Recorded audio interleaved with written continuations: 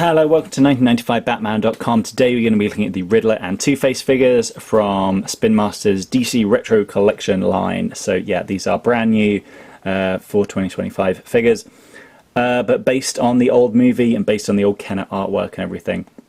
Let's just go in and have a look at the Riddler's artwork first. That is a pretty cool bit of artwork there. I love that he's wearing specifically this costume with all these kind of TVs and monitors and stuff strapped to him.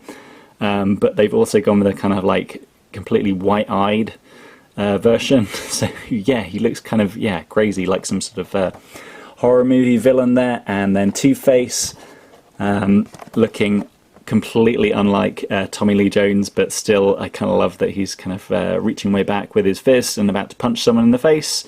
That's kind of cool. Let's get these open. I don't think we need to look around the back, do we? We already know what's going to be there.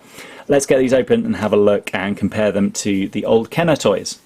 Right, so there you have your Riddler and your Two-Face. So let's just bring out the old Kenner ones for comparison. So Kenner brought out these two Two-Faces. They brought out, using the exact same mold. For Riddler, they brought out a ton. They brought out the Brain Drain and the Bazooka one, and even this Target exclusive back from 1995, where he's in this sort of like softer green and purple. But anyway, these new Spinmaster ones, so one of the improvements I would say on the Two-Face one is they have actually painted around the back, which is something Kenner was always struggled with. So now you do have a properly bisected Two-Face there. But yeah, what is missing? Well, the gun, because of course we live in 2025 and guns are a terrible thing, we all now know. So yeah, they have instead turned it into a bit of a kind of fist, really. But they have given him the black glove, which is good because, you know, that is what he had in the movie. He had a black glove. It did have a few little kind of like metallic-y bits on, but, you know, I can forgive them not painting that. And in terms of the face, I don't think much has really changed, but the main thing is they have done a little white bit for the eye, as well as the black pupil, whereas before it was literally just one, you know, a little brown colour there, just to make out the eye, or a black in terms of that one back there. So yeah, in terms of everything else, I'm just trying to check and see. I think they've given him a little bit more of a leopard print, properly leopard print shirt there, and they painted his tie slightly different. It's more of just a brown colour, whereas here it's a bit more garish. And the face, I guess, you know, they haven't done a whole lot on the hair. That's an interesting thing. Obviously, you know, in the old one, they did actually paint the hair a different colour kind of halfway through, whereas here it feels like they've just painted his whole hair brown, which is, yeah, completely inaccurate. In fact, this one's probably the best one because they've properly gone with the crazy kind of purpley reddy hair.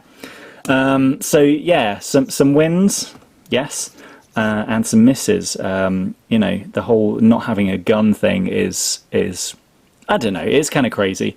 I do remember as a kid though having this Two-Face figure and wanting to take the gun out of his hand, you know, so he could do something else. So that is a bit of a shame. The Riddler now, as you can see, they have simplified, obviously, because none of these figures come with any accessories. So there is no brain drain helmet for this guy. I guess I could clip that one on. But yeah, they've also got rid of this little kind of, I don't know what this is, detonator kind of thing, whatever that's meant to be. So that's not on his hand anymore. One of the cool things they have done and updated is he's now got this on his TV screen. He's actually got a picture of the box, which, you know, it was just kind of TV static back then. But yeah, again, they have not coloured in or put any stickers on these side bits, much like the original figure. But yeah, he is in his green and black, and other than that, yeah, it's not too different. I guess they painted this little kind of wire that runs up to his helmet black rather than silver. But yeah, yeah. So yeah, I mean, yeah, I don't. This is the thing about these figures. I don't know who's going to collect them because, as someone pointed out recently on another toy channel, these old Kenner figures are a dime a dozen. You can find these on eBay so easily. So why would you want to buy new ones? You know, who are the new fans Batman Forever, apart from my kids, obviously, who I make them watch it once a week. So yeah, it is a bit baffling as to who these figures are really for. But anyway, let's put those two over there. Let's also get up the exclusive Batman that came with the Batmobile. Let's also get up the Robin figure, and let's get up the Batman figure there, and let's move all these old guys away. So yeah, that is the full Spinmaster line. I could get out of the Batmobile, but I just don't have the room.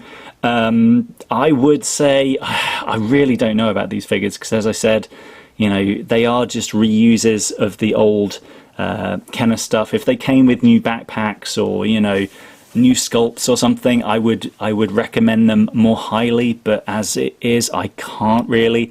Oh, one thing I didn't notice, and I should have pointed out in the Batman video, is obviously they did change some sculpting of this, because look, his arms can go out like this. Not that you really want them out like that. All the old ones still have the same old Kenner up down, you know, like Two-Face here is just up down, he doesn't go out or anything. So yeah, I don't know that I would really recommend these, but anyway, fun that a Spinmaster at least gave us these. I can understand, you know, with where toy pricing is nowadays, that you can't afford to do beautiful molds and beautiful paintwork and really elaborate backpacks, because that amps up the price, and to be honest, those kind of prices you want to push out to grown-up collectors. So yeah, this one feels a bit of a weird line for them to do. They're going to lose the license next year. Mattel's going to take over. Interesting what the future is going to hold, and whether or not we're going to get anything else like this in the future from Mattel. Who knows?